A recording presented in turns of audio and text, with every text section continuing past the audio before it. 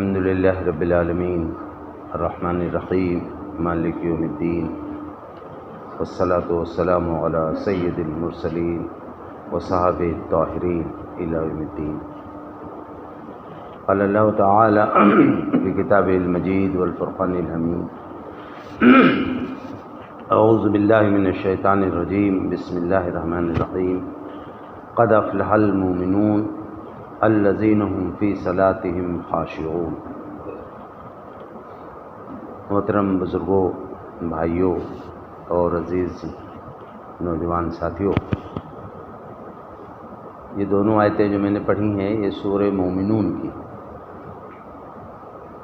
میری گزارش ہے کہ آپ خود بھی یہ جو شروع کی 11 آیتیں ہیں ان کو پڑھیں گے تو آپ کو لگے گا کہ اللہ تعالیٰ کے چہیتے بندوں کی پہچان کیا ہے۔ اللہ تعالیٰ نے فرمایا کہ قد افلح المؤمنون، بلا شبہ کامیاب ہو گئے ایمان والے۔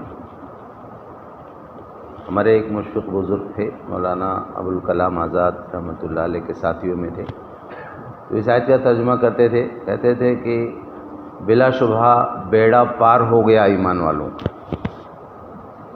یعنی بات یہ ہے کہ بیڑا پار ایمان والوں ہی کا ہوگا۔ جو ایمان والے نہیں ہیں ان کا بیڑا آج نہیں تو کل غرق ہو کے رہنا۔ یہ بہت زبردست بات کہی گئی۔ ایمان کے بغیر کچھ نہیں ہونے والا ہے۔ اگر آدمی ایمان نہیں رکھتا ہے، بہت جن سیوا کر رہا ہے، بہت خدمت خلق ہے، یا بڑی فلسفی کی تعلیمی باتیں کر رہا ہے، اس کو کچھ ہونے والا نہیں، اس کو کچھ نتیجہ اس کو نہیں ملنے والا۔ مولانا اشرف علی تھانوی کے بارے میں آتا ہے کہ ان سے کسی نے کہا کہ گاندھی جی سے میرے بڑے اچھے تعلقات ہیں، تو وہ کہتے ہیں کہ میں جانتا ہوں کہ محمد صاحب بہت اچھے آدمی تھے، غریبوں کے ہمدرد تھے، یتیموں کے سرپرست تھے، بیواؤں کی خبر گیری کرتے تھے، میں جانتا ہوں۔ بہت پیاری بات کہی، اللہ تعالیٰ ان کو جزائے خیر دے۔ انہوں نے کہا جب وہ جانتا ہے تو مانتا کیوں نہیں؟ کتنے دل کو چھونے والی بات ہے۔ ماننا ضروری ہے۔ Only objective knowledge is not enough. صرف موخک گیان رکھنا اور معلومات اور انفارمیشن کا بھنڈار رکھنا کچھ فائدہ نہیں پہنچا پائے گا انسان۔ اس ملک میں بہت سے لوگ گزرے ہیں جن کو عربی بہت اچھی آتی تھی، فارسی بہت اچھی آتی تھی، ٹیگور کو کئی زبان 14 زبانیں قریب جانتے تھے، لیکن کیا ہوا؟ کفر پہ مری۔ بت پرستی سے سخت نفرت کرتے تھے، بت پرستی کا مذاق اڑایا انہوں نے اپنی کتابوں میں، لیکن ایمان نہیں لا سکے۔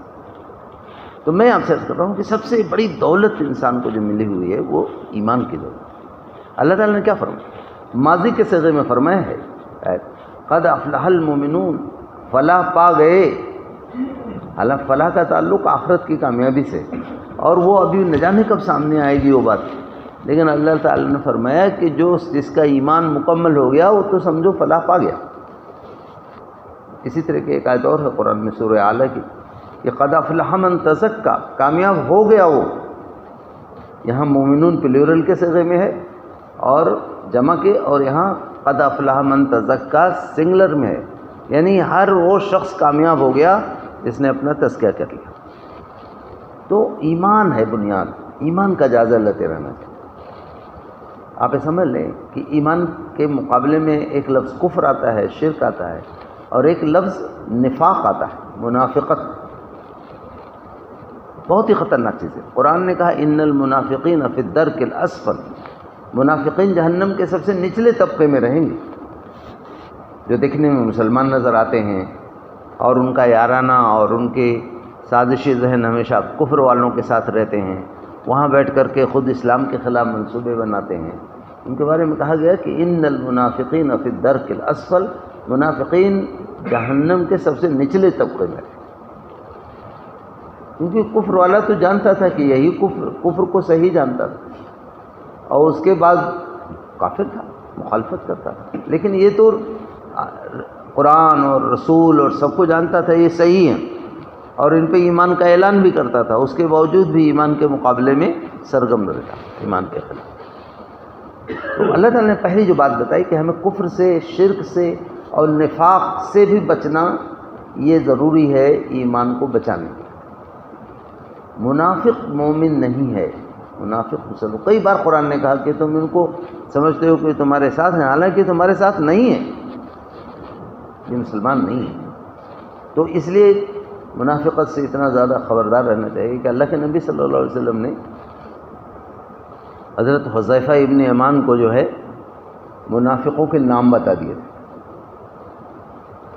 تو ان سے کہا تھا کہ تم کسی کو مت بتا. بہت حساس انداز میں بات کو سمجھیے گا کہ ہماری امت کے بڑے بڑے لوگ کتنا فکر مند رہتے تھے ایمان کے بارے میں.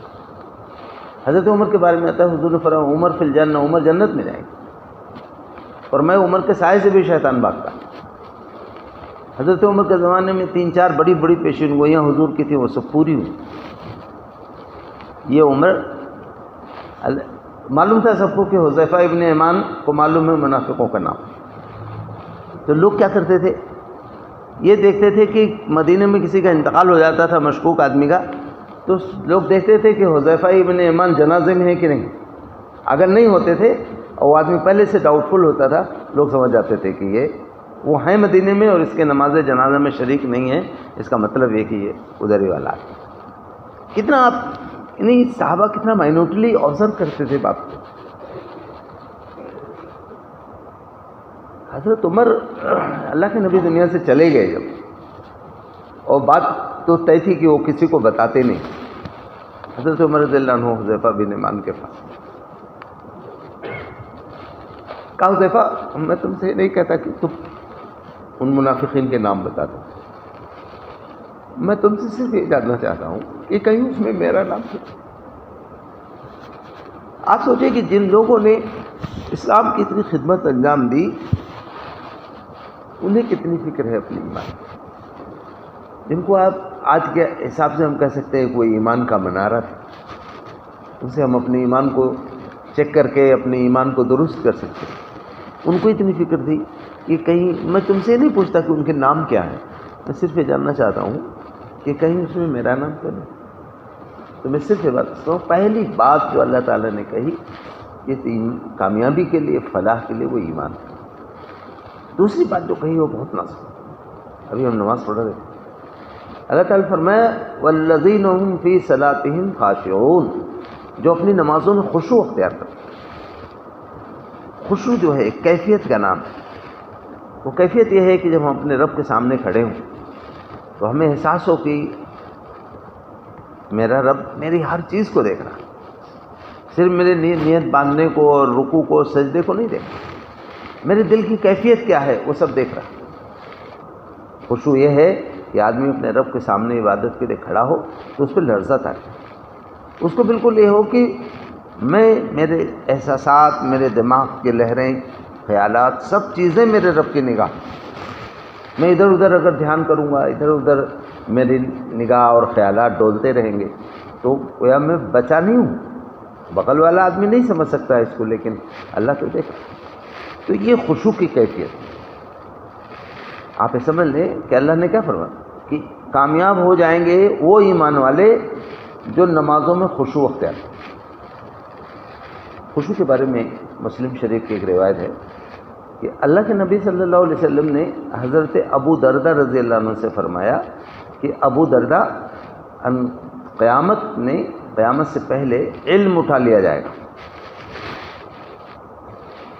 تو ابو دردہ حضور کے صحابی تھے، تو اب ان کو اندیشہ تو ہوا کہ بھی علم اٹھا لیا جائے گا تو کتنی بڑی مصیبت آ جائے گی. تو کہا یا رسول اللہ قرآن مجید تو رہے گا نا؟ تو آپ نے فرمایا ہاں قرآن رہے گا. تو ابو دردہ نے حضور کو جو اندیشہ ہو رہا تھا اس کو دور کرنے کی کوشش کرتے ہوئے کہا کہ یا رسول اللہ بخدا ہم قرآن پڑھیں گے اور اپنی نسلوں کو پڑھائیں گے. گویا آپ کے دل میں جو یہ خطرہ ہے، خدشہ ہے، وہ ختم ہو جائے، کم ہو جائے. بخدا ہم قرآن پڑھیں گے اور پڑھائیں گے. اللہ کے نبی صلی اللہ علیہ وسلم نے فرمایا ابو دردہ میں تمہیں مدینے کے سمجھدار لوگوں میں سمجھتا تھا، کیا تمہیں نہیں معلوم کہ اہل کتاب کے پاس ایک زمانے تک اللہ کے دین کی تعلیمات اور کتاب کی تعلیمات موجود رہیں، اس کے باوجود وہ گمراہ ہو گئے، دور ہو گئے اللہ سے. پھر آپ صلی اللہ علیہ وسلم نے فرمایا ابو دردہ تمہیں معلوم ہے کہ دنیا میں سے سب سے پہلے کون سا علم اٹھایا جائے گا؟ انہوں نے کہا اللہ کے رسول صلی اللہ علیہ وسلم بہتر سے جانتے۔ آپ نے فرمایا ابو درداء سب سے پہلے دنیا سے خشوع اٹھا لیا جائے، خشوع۔ پھر آپ نے جو بات کہی ہے اتنی خطرناک ہے، آپ نے فرمایا ابو درداء عنقریب ایک ایسا دور آ جائے گا کہ مسجد نمازیوں سے بھری ہوئی ہوگی اور کسی کے اندر خشوع نہیں۔ آپ اندازہ کیجئے ہم نماز پڑھتے ہیں، یہ رکوع سجدہ اور چلو پڑھ بھی لیتے ہیں، آیات بھی پڑھ لیتے ہیں، ہماری کیا کیفیت ہے؟ کیا ہمیں کوئی مزہ آ رہا ہے؟ بہت ادب کے ساتھ ایک بات عرض کروں گا کہ نماز پڑھیے ہی نہیں، صرف نماز سیکھیے، نماز کیسے پڑھی جاتی ہے۔ نماز میں کھڑے ہوئے آدمی ایک دم پرسکون ہو جائے، دنیا و مافیہ سے بالکل بے خبر ہو جائے۔ اللہ کے نبی صلی اللہ علیہ وسلم مسجد میں صاحب آئے، آپ مسجد میں موجود تھے، انہوں نے نماز پڑھی، نماز پڑھ کے جانے لگے، آپ نے کہا سنو ادھر آؤ، چل لے جاؤ نماز پڑھو۔ وَإِنَّكَ لَمْ تُصَلِّ، تم نے نماز ہی نہیں پڑھی۔ اب وہ جلدی جلدی اپنا پڑھتے تھے، پھر پڑھ کے جانے لگا، آپ نے کہا جاؤ تم نے نماز نہیں پڑھی ہے، نماز پڑھو ٹھیک۔ پھر انہوں نے نماز پڑھی، اس کے بعد جانے لگے، آپ نے بلایا ادھر آؤ، نماز نہیں پڑھی تم نے، نماز پڑھ جا۔ کیونکہ رسول اللہ میں ایسے ہی پڑھتا ہوں۔ آپ نے ان کو بتایا کہ دیکھو بہت اطمینان سے آ کر کے کھڑے ہو اپنے رب کے سامنے، اور یہ سوچ لو کہ تمہارا رب تمہیں پوری طرح سے دیکھ رہا ہے، صرف ظاہر نہیں دیکھ رہا، اندر تک تمہیں۔ اطمینان سے نیت باندھو، اطمینان سے رکوع کرو، سجدہ کرو، اذکار کو سمجھ کر کے پڑھو، دھیان دے کے پڑھو۔ اب ہمارا کیا ہے؟ یہاں جتنے بھی لوگ بیٹھے ہیں، میں آپ سے کہنا چاہتا ہوں، کوئی ضروری نہیں آپ لفظی طور پر زبانی طور پر وعدہ کریں، لیکن میں چاہوں گا کہ آپ اپنے دل کے اندر ارادہ تو کریں کہ جیسے سبحان ربی الاعلیٰ ہے، سبحان ربی العظیم ہے، سمیع اللہ لمن حمیدہ ہے، یہ چھوٹی چھوٹی، اور کم سے کم سورہ فاتحہ کا ترجمہ ہر آدمی کے ذہن میں رہنا۔ سورہ فاتحہ کے وقت نماز ہی نہیں ہے، ارے آپ نہیں پڑھ رہے، امام پڑھ رہے ہیں، امام نہیں پڑھے آپ کو پڑھنا ہے، تو کم سے کم خشوع کے لیے بہت ضروری ہے کہ صرف ریسائٹیشن نہ ہو، صرف تلاوت نہ ہو، بلکہ اس کا فہم بھی۔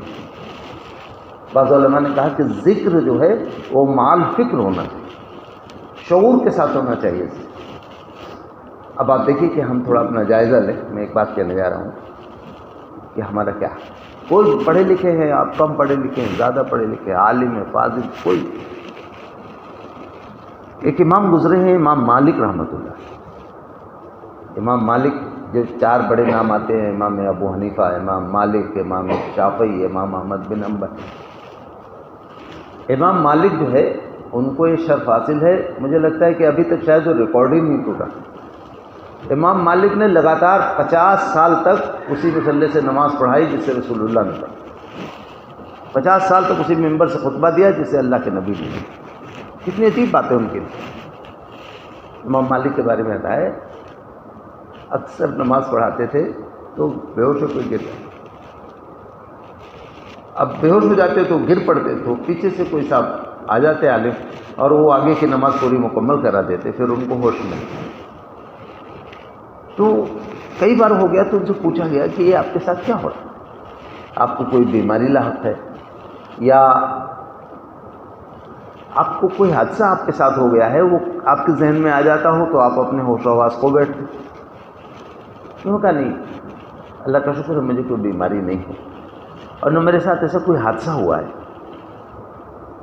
اس میں بات یہ ہے کہ جب میں نماز پڑھتا ہوں اور جب میں سورہ فاتحہ پڑھتا ہوں اور جب میں کہتا ہوں ایاک نعبد، اے اللہ میں تیری ہی بندگی کرتا ہوں، تو مجھے ڈر لگتا ہے بھی آسمان سے آواز آئے گی کہ تو جھوٹ بول، تو میری بندگی نہیں کرتا، تو اپنے نفس کی بندگی۔ جب میں کہنا چاہتا ہوں وَإِيَّاكَ نَسْتَعِينُ، اللہ میں تجھی سے مدد چاہتا ہوں، تو مجھے ڈر لگتا ہے ابھی آواز آئے گی آسمان سے مالک بن انس تو جھوٹا ہے، تو میرے علاوہ سب سے مدد چاہتا۔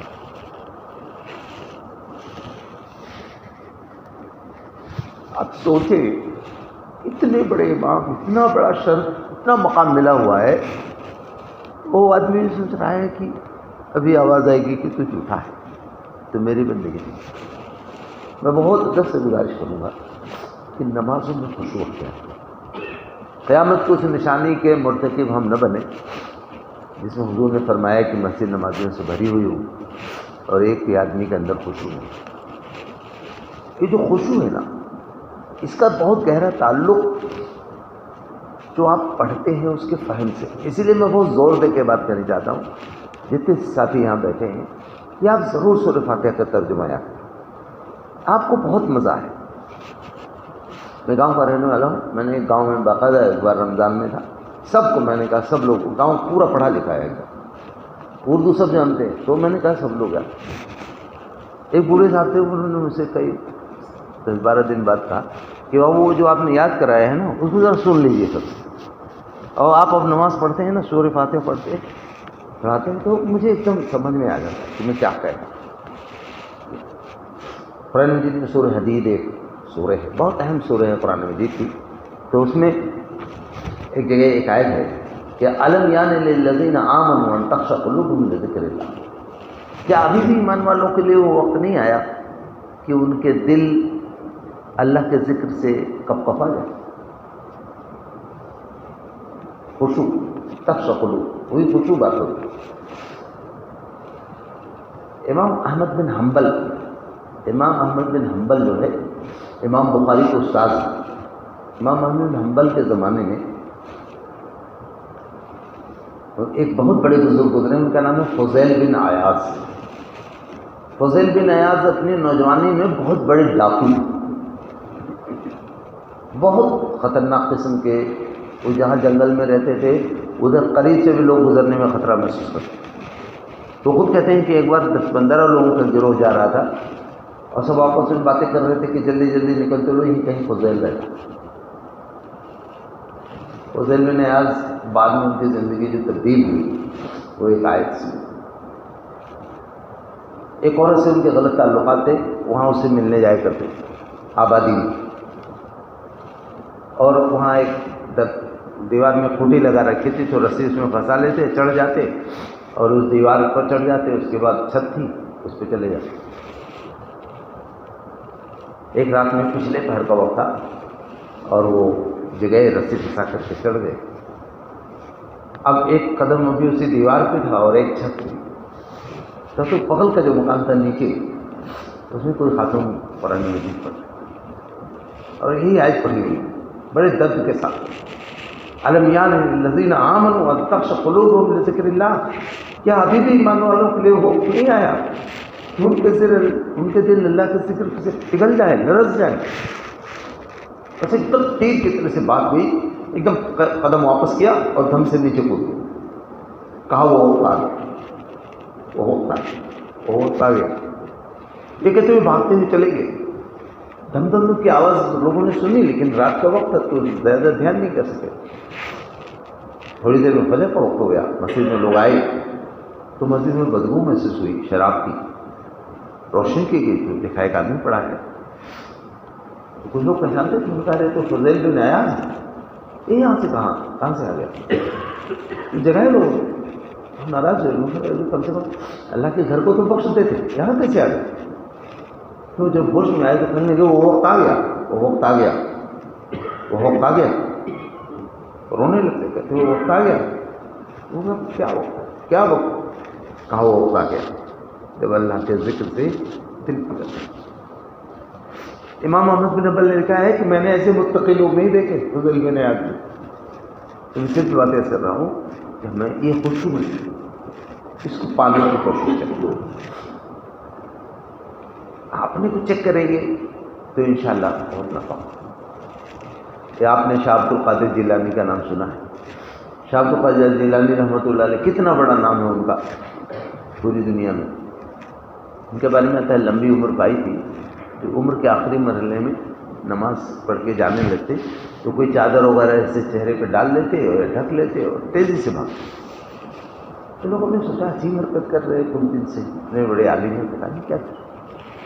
کئی دن ہو گیا تو لوگوں نے روکا، پوچھا کہ حضرت کیا دقت ہے، آپ کیا کر رہے ہیں آپ؟ اس نے مجھے بات کی، انہوں نے کہا میں نے ابھی کچھ چند ہی دنوں پہلے وہ حدیث پڑھی ہے کہ جب آدمی خشوع و خضوع کے ساتھ نماز نہیں پڑھتا تو جب وہ نماز پڑھ کے جانے لگتا ہے تو فرشتے گدے کاٹ میں لپیٹ کے اس کی نماز اس کے منہ پہ پھینک کے مت دیتے تو کہتے ہیں لے جا ایسی خوبصورت چیز کی اللہ کو تو میں لیتا ہوں تو میری نماز کے ساتھ میں انتہائی ادب سے آپ سے گزارش کروں گا کہ ہمیں اپنی نمازوں کو اپنی عبادات کو ذکر کو خشوع سے ادا کریں.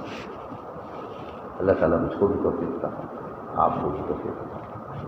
اپنے گھروں میں اپنے بچوں کو بھی اپنے اقربا کو بھی ہمیں تاکید کرنی چاہیے کہ دیکھو نماز اس طرح پڑھو. حضور نے ایک موقع میں بڑی عجیب بات فرمائی کہ کسی صحابی نے کہا رسول اللہ نماز میں خشوع نہیں ہو پاتا ہے، طبیعت بالکل یکسو نہیں ہو پاتی، تو آپ نے ایک علاج کیا کہا جب نماز پڑھو تو یہ سوچ کے بھی پڑھا کرو کہ ہو سکتا ہے اگلی نماز تو میں نہ پڑھوں.